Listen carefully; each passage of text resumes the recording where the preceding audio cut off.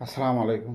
ইলিয়াস হোসেন ও ফিনাকি ভট্টাচার্য দেশের ইউটিউবারদের মধ্যে সবচেয়ে মেধাবী এবং সর্বাধিক জনপ্রিয়। ওনাদের প্রতিটি ভিডিওতে লক্ষ লক্ষ ভিউ হয়। দেশের ও প্রবাসের বাংলাদেশে ওনাদের ভিডিওর জন্য অধীর আগ্রহে অপেক্ষায় থাকে।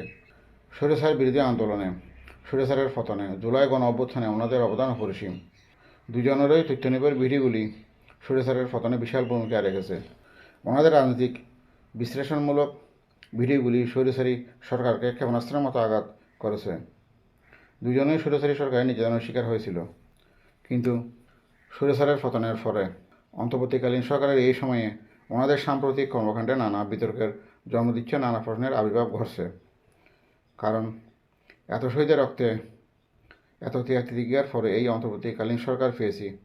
আমাদের সবার উচিত এই অন্তর্বর্তীকালীন সরকারকে সহযোগিতা করা। কিন্তু ফিনাকি দাদা ও ইলিয়াস ভাই এখন এই অন্তর্বর্তীকালীন সরকারের কর্মকাণ্ডের বিরুদ্ধেই উঠে পড়ে লেগেছে।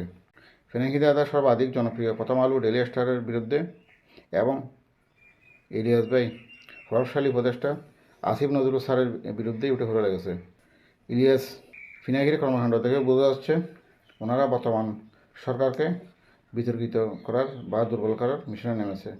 এখন প্রশ্ন হচ্ছে, অন্তর্বর্তীকালীন সরকারকে বিতর্কিত করলে, দুর্বল করলে লাভ তো হচ্ছে পতিত সেই স্বৈরাচারের, অর্থাৎ পতিত স্বৈরাচারের কাজগুলোই ইলিয়াস ফিনাকিরে করে দিচ্ছে।